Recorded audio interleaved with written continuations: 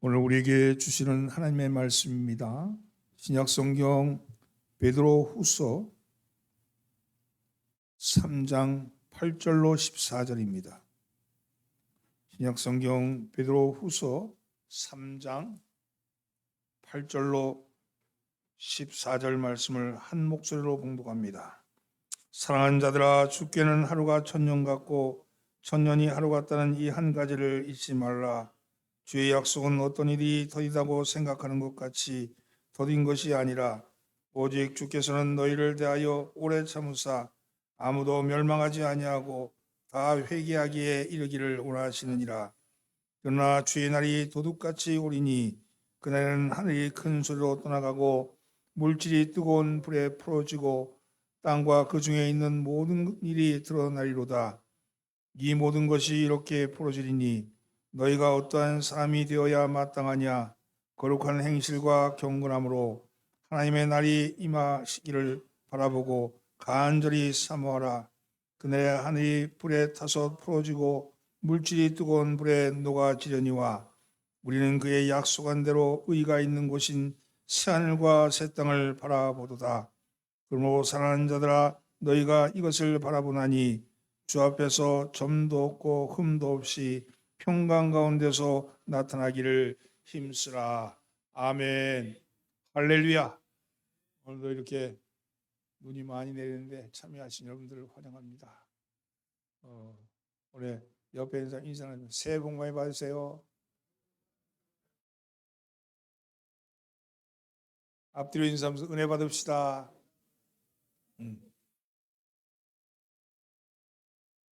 2025년 새해가 밝았습니다. 60간지로는 을사년이고 12간지로는 푸른뱀의 해라고 말합니다. 을사년이란 말은요, 이런 날씨가 우중충한 날을 을씨년스럽다고 하잖아요. 이 을씨년스럽다는 말은 을사년스럽다 해서 나왔어요. 1905년 일본에 의해서 우리가 강제로 늑약을 당했을 때, 늑약을 당했을 때 을사늑약이라고 그러죠. 그때 그 시대의 분위기가 마치 날이 우중충해가지고 그런 것 같아서 을사년스럽다, 을사년스럽다 그렇게 얘기했던 거를 나중에 을씨년스럽다로 바뀐 거죠. 2025년도 120년이 지난 오늘 우리 조국 땅에는 정말 을씨년스럽게 시작하는 듯 싶어서 매우 마음이 안타깝습니다.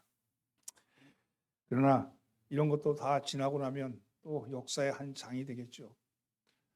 역사를 살아가고 있다고 생각하면서 이 시대를 맞이합시다.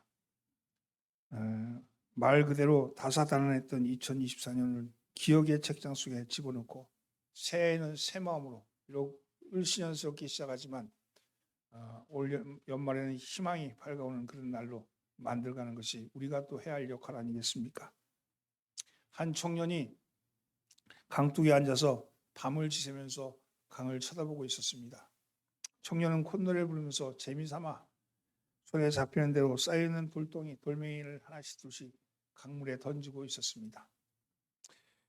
하나씩, 둘씩, 셋씩 던지고 밤새도록 앉아가지고 돌멩이를 던지고 있었어요.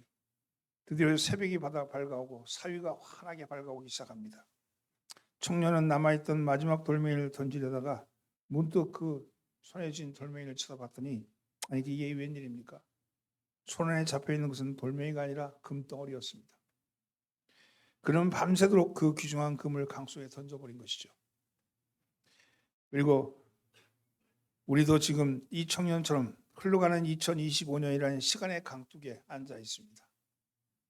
우리 옆에는 52개의 금덩어리가 쌓여 있습니다. 한 주 한 주를 의미 없이 보낸다면 여러분에게 주어진 금덩어리라 할지라도 청년이 강물에 던져버린 돌멩이같이 의미 없는 것이 될 것이며 한 주 한 주를 하나님 앞에 예배한 자세로 거룩한 삶을 살면 여러분 손에 주어진 것이 돌멩이인 줄 알았더니 금덩인 것을 깨닫게 될 줄 믿습니다.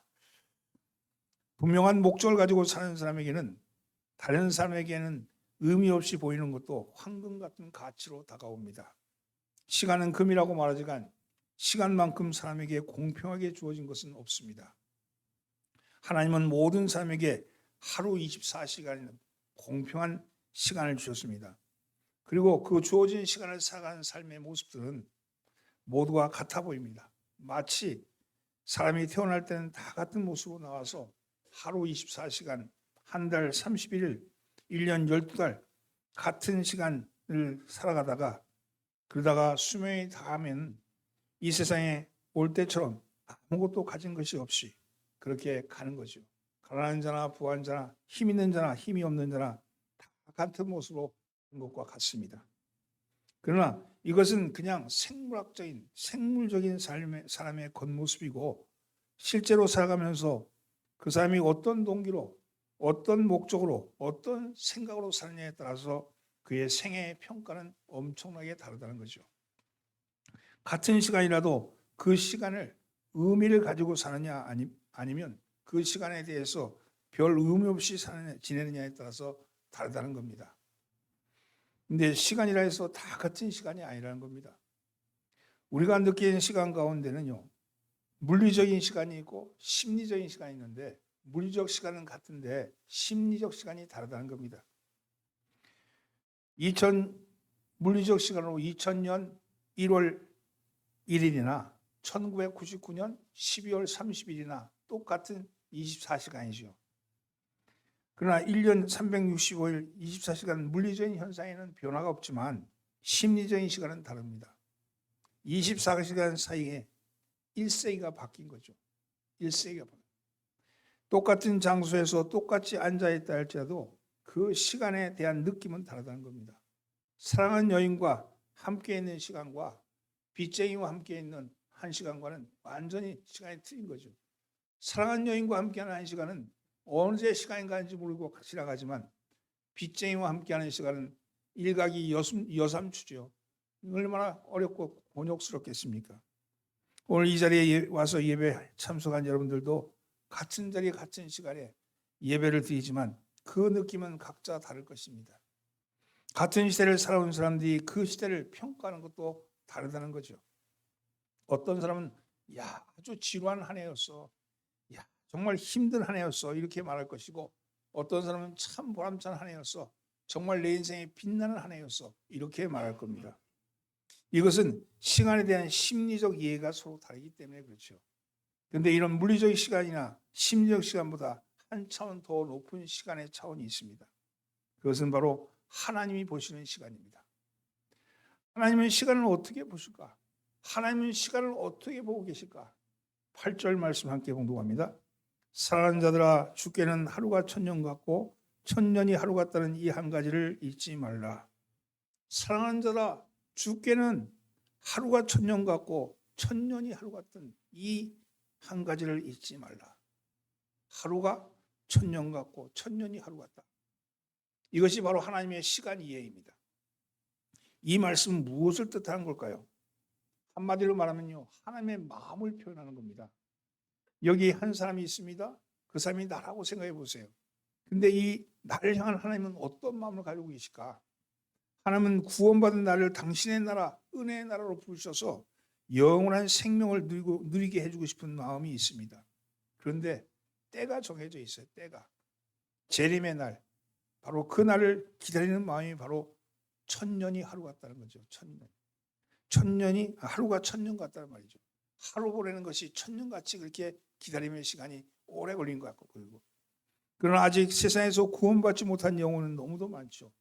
복음을 기다리는 사람들, 복음을 듣지 못하는 사람들이 너무도 많습니다.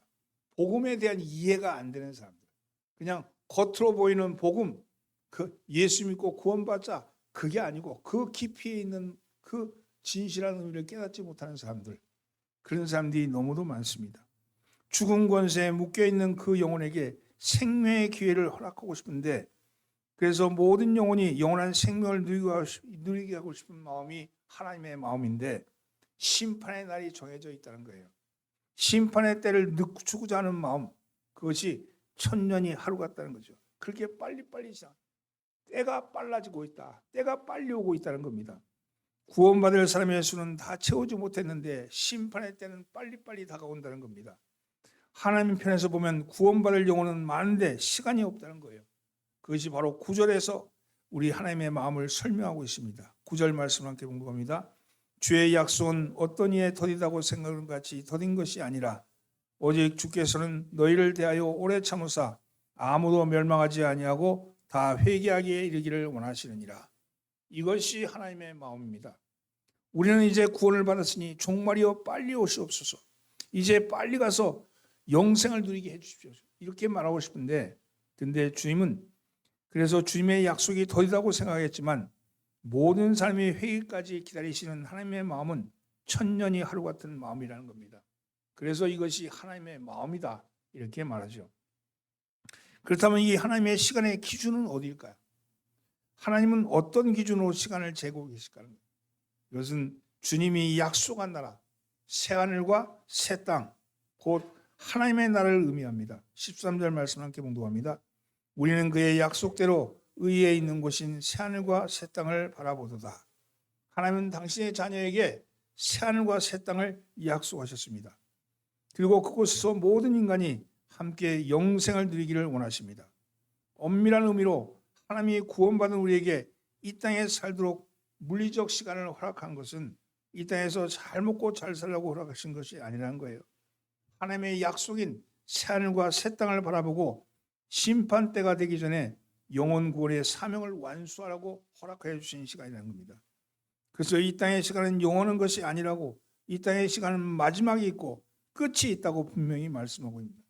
그 마지막, 그 끝날이 바로 주의 날이라고 말씀합니다. 10절 말씀 함께 공부합니다. 그러나 주의 날이 도적같이 오리니 그날에는 하늘이 큰 소리로 떠나가고 물질이 뜨거운 불에 풀어지고 땅과 그 중에 있는 모든 일이 드러나리로다. 우리는 우리 앞에 다가올 미래가 인간이 만든 찬란한 유토피아, 아름다운 세계 평화, 무한한 풍요의 세대가 올 것이라고 생각하지만 아니라는 겁니다. 그러한 낙관적 예측은 성경에 어디에도 없습니다. 지구의 미래의 모습은 물질이 풀어질 것이라고 말씀합니다. 물질이 풀어진다고 할 때 이 풀어진다는 말은 스토이키한데 이것은 과학적인 용어로 직역하면 원소분해입니다. 원소분해. 온 우주의 물질이 원소로 구성되어 있는데 이것이 다 분해되어서 파괴될 종말을 성경은 얘기합니다. 눈에 보이는 것이 해체가 된다는 거예요.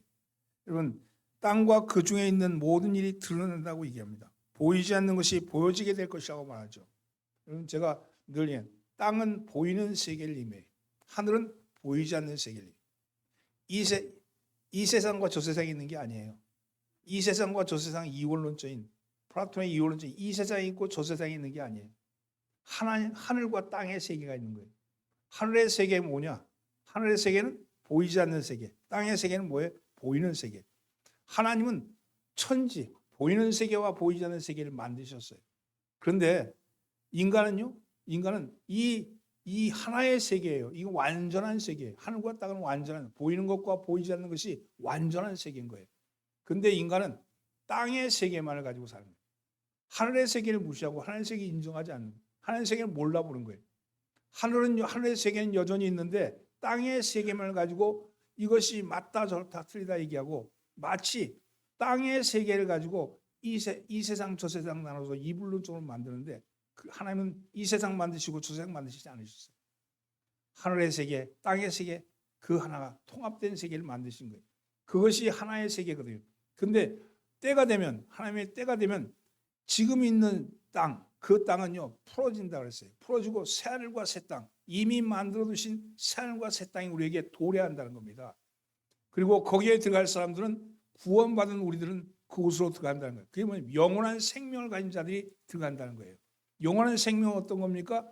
여러분, 예수 그리스도로 말미암아 영생을 얻은 자들. 그건 그때 가서 얻는 게 아니고 예수를 믿는 순간 죽음에서 생명으로 옮겨진 사람들, 죽음에서 생명을 옮겨진 사람들은 영원한 생명을 담지하고 있는 사람들이. 그 사람은 그때가 아니고요. 지금도 천국을 살아가는 겁니다. 지금도 하나님 나라를 살아가는 것이죠. 제가 늘 얘기하잖아요. 하나님 나라 어디 있느냐? 일상의 깊이 가운데 있다. 일상의 깊이 가운데 살아가는 사람들. 그래서 이 땅을 살아가면서도 하늘을 사는 사람들, 보이지 않는 세계에 그것을 믿으며 그것이 보이는 세계를 지배하고 있고 그것을 하나로 만드는 통합된 세계를 만드는 것을 믿는 사람들이 살아가는 세계입니다. 여러분, 이것이 마지막 때가 되면 밝히 보이게 드러나게 될 것이라고 말합니다. 사람들은 밝은 앞날이 있을 것이다. 찬란한 아름답고 찬란한 인간에 의해서 만드는 세계가 있을 것이라고 말하지만 성경은 분명하게 말합니다. 세상은 끝날 것이다. 끝을 향해서 가고 있다.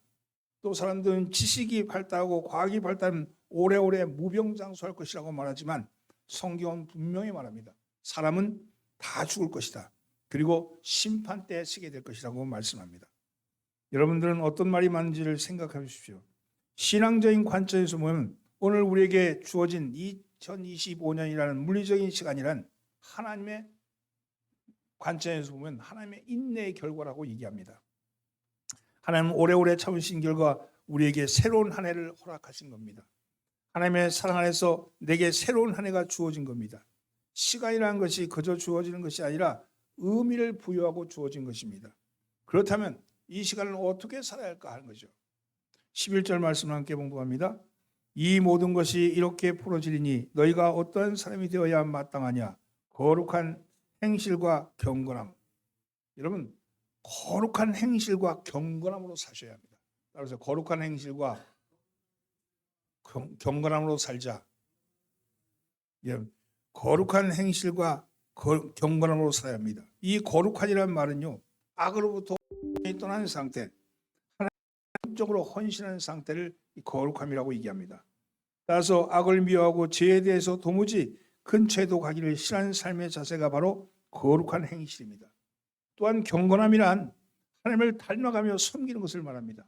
그리스도를 본받는 삶의 모습이 바로 경건함을 실천하는 모습이죠. 왜 하나님이 우리에게 또 한 해를 허락했을까 생각해 보십시오. 왜 우리로 하여금 새해를 맞이하게 하셨습니까?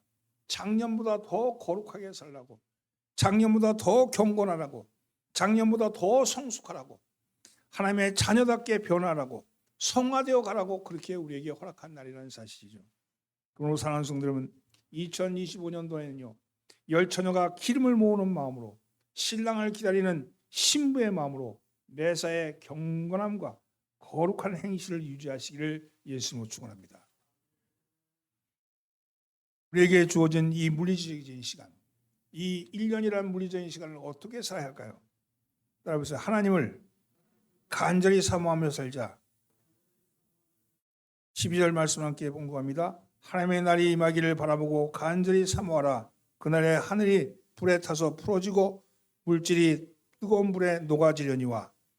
하나님의 백성은 하나님의 날이 임하기를 바라보며 간절히 사모해야 합니다. 여기서 하나님의 날은 구약 성경에서 여호와의 날이랑과 같은 의미인데 10절에서는 주의 날이라고 표현하고 있고 이 날은 바로 주 예수 그리스도의 재림을 가리킵니다. 파루시아입니다. 하나님의 날, 주의 날, 재림의 때가 되면 하늘이 불에 타서 풀어지고 우주를 구성한 원소들이 녹아내리게 될 겁니다. 그리고 그 위에 새하늘과 새 땅이 드러나게 될 것입니다. 왜 우리는 새하늘과 새 땅을 사모해야 합니까? 그것은 하나님의 언약이기 때문에 그렇습니다. 13절 말씀 함께 공부합니다. 우리는 그의 약속대로 의가 있는 곳인 새하늘과 새 땅을 바라보도다. 여러분, 우리는 그의 약속대로 의가 있는 곳, 이 의란 말을요, 의가 있는 말이 나면 관계를 의미합니다. 관계. 이건 justice, 정의가 아니에요. 이건 하나님과의 바른 관계를 의미해요. 하나님과의 바른 관계. 즉 그의 약속대로 의가 있는 곳인 하나님과 바른 관계가 있는 곳인 이웃과 바른 관계가 있는 곳인 하나님이 원래 창조하셨을 때 세워두셨던 그 관계를 의미합니다. 그 관계가 있는 곳인 새하늘과 새 땅을 바라보라. 회복된 거죠. 하나님의 백성으로 회복된 사람이 하나님과의 바른 관계를 갖게 되고 이웃과의 바른 관계를 갖게 되는 그 새하늘과 새 땅을 바라보도다. 이 말씀입니다. 여러분, 이미 이 하나님 나라는요, 언약된 나라입니다. 이사야서 66장 20절에 보면 이렇게 되어 있어요. 내가 지을 새하늘과 새 땅이 내 앞에 항상 있는 것 같이 너희 자손과 너희 이름이 항상 있으리라. 여호와의 말이니라. 내가 지을 새하늘과 새 땅, 하나님이 새하늘과 새 땅을 지으시기로 작정하신 거예요. 왜냐하면 이미 지으셨던 그 하늘과 땅이 인간의 죄를 범함으로 인해서 그러면서 해체가 되고 무너진 거죠. 죄로 말미암아 덮여 오염된 거잖아요. 오염된 나라, 그 오염된 생명을 불어넣기 위해서 당신의 백성들을 구원하셨고 새하늘과 새 땅, 당신이 다시 만들 새하늘과 새 땅에 우리가 들어갈 수 있게끔 준비하시고 계신 거죠. 그리고 사도 요한이 밤모습에서 환상 중에 보았던 그 나라입니다. 또 내가 새하늘과 새 땅을 보니 처음 하늘과 처음 땅이 없어졌고 바다도 다시 있지 않더라.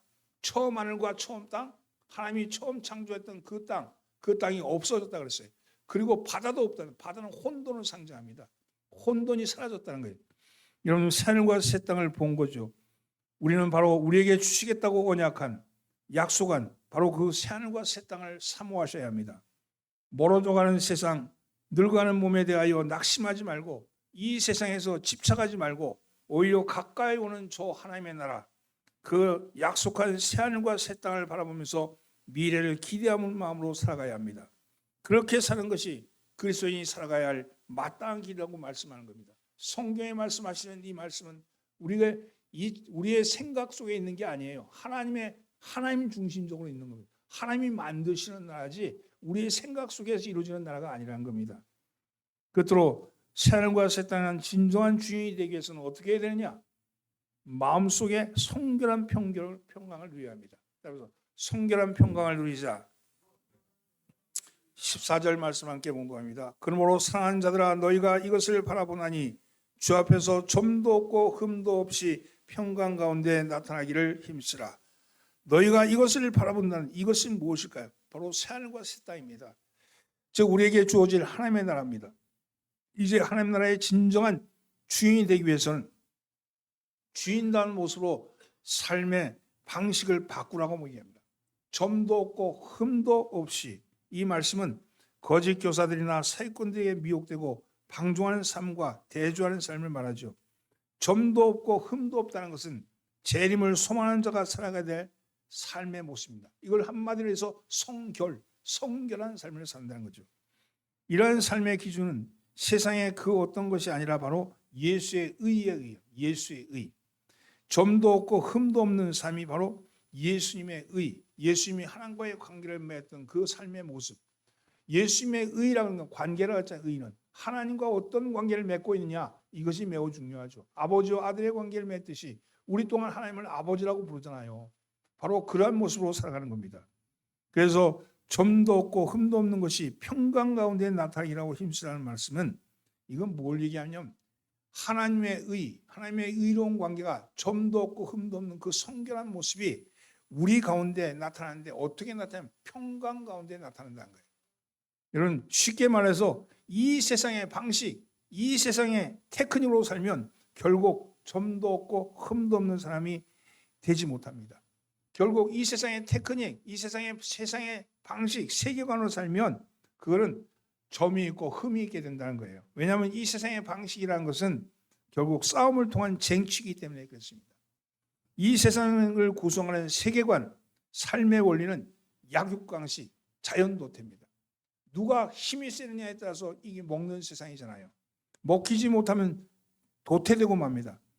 따라서 이 세상의 원리대로 살면 도무지 평강을 이룰 수가 없다는 거예요.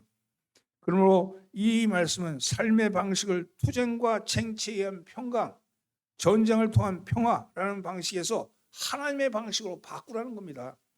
생명 중심의 평강, 더불어 가는 평화, 용서와 화해가 있는 화평, 이것이 바로 하나님 중심의 세계관입니다. 여러분 이렇게 할 수 있는 힘은 우리 안에 주의 날, 곧 우리 주님의 재림의 때에 얻게 될 구원의 확신이 있기 때문에 그렇습니다. 내가 이렇게 살면, 약육강식으로 살면 내가 저거 이길 수 있는데 그것이 아니라 내가 좀 부족해도 억울해도 좀 뒤로 물러가면 그것 때문에 내가 저 싸움에 싸우는 것이 아니라 싸움을 화평으로 만들어내면 그러면 나는 좀 손해가 본다 할지라도 이것을 주님의 날이, 우리는 주님의 날을 기다리기 때문에 그 날이 되면 하나님 앞에 칭찬받고 상을 받게 될 것이다. 이 확신이 있기 때문에 이 세상을 살면서 그리스도인은 결코 누구를 싸워 이겨먹는 삶이 아니라는 거예요. 지금 왜곡된 교회, 왜곡된 신학적인 논리 때문에 세상이 지금 이렇게 시끄러운 거 아닙니까? 이런 교회의 약육강식이 들어와가지고 서로 약한 자 강한 자 잡아먹는 세상이 됐으니 이 문제가 되는 거 아니에요? 교회 안에 진정한 평화는 성결한 평화입니다. 점도 없고 흠도 없는 평화, 그 평강이 우리에게 있어야 될 줄 믿습니다. 사랑하는 성도들은 여러분은 이제 주어진 시간에 주인이 되십시오. 그리고 육체 주도적인 삶에서 이제는 영 주도적인 삶의 방식으로 세상 중심적 역사관에서 이제는 신령한 역사관으로 세상에 사람들이 만드는 역사가 아니라 하나님께서 이끌어 가시는 역사, 하나님이 만들어 가시는 역사, 그 역사에 우리의 마음을 두시기 바랍니다. 눈에 보이는 것이 전부로 아는 세상에서 보이지 않는 것은 영원하다는 삶의 방식으로 바꾸십시오. 여러분, 하나님의 나라는 어디에 있다고요? 일상의 깊이 가운데 이루어지는 거예요. 일상의 깊이 가운데. 하나님 나라는 죽어서 가는 나라가 아니고 이 땅에서 살아서 영생을 누리는 겁니다. 살아서 영생을 누리는데 일상의 깊이 가운데 이루어지시는 하나님의 영생, 그 영생을 살아내는 거예요. 그 살아가다 보면 그러면 아까 얘기했듯이 처음 하늘과 처음 땅이 없어지고 하나님이 만들어 놓으신 새 하늘과 새 땅으로 우리가 들어가게 되는 겁니다. 그 들어가는 것이 바로 파루시아, 주께서 오시는 날, 그날 우리는 그곳을 들어가게 될 것이다. 그 믿음이 있다면 여러분 지금 세상 살면서 조금 억울하고 조금 좀 부족하고 조금 좀 원통하다 할지라도 좀 여러분 주님을 바라보십시오. 주님을 바라보며 이기며 나가는 여러분 되기를 예수님으로 축원합니다. 사랑하는 성도는 오늘도 어김없이 2025년은 우리에게 다가왔고 2025년을 어떻게 사느냐에 따라서 겉사람은 낡아가지만 속사람은 날로 새로워질 줄 믿습니다. 올 한해도 하나님이 우리에게 허락한 이 날을 여러분 하나님이 바라시는 대로 마땅한 그 모습으로 새하늘과 새 땅을 바라보시면서 이 물리적인 시간을 하나님이 바라시는 의미 있는 시간으로 바꿔내시는 여러분 되기를 예수님으로 축원합니다. 여러분의 삶이 주님의 은총 가운데 함께 하시길 바라고 우리가 주님이 새하늘과 새 땅을 바라보며 이 땅에서 누리지 못한 것 우리 주님이 누리게 하실 줄 믿고 여러분 이 땅에서 건강하지 못한 것 주님 앞에 나갈 때는 건강한 모습으로 나갈 줄 믿고 몸은 비록 병들었지만 내 영은 여전히 강건하고 내 생활은 좀 궁핍하지만 내 마음은 여전히 부유한 모습으로 살아가는 여러분 되기를 예수님으로 축원합니다. 기도합니다. 주님 주어진 시간을 거룩한 행실과 경건함으로 살아가게 하옵소서. 내 남은 인생을 하나님 나라를 사모하며 살아가게 하여 주옵소서. 보이지 않는 일상의 깊이 가운데서 이루어지는 하나님 나라는 성결한 평강을 누리며 살아가게 하여 주옵소서. 예수님의 이름으로 기도하옵나이다. 아멘.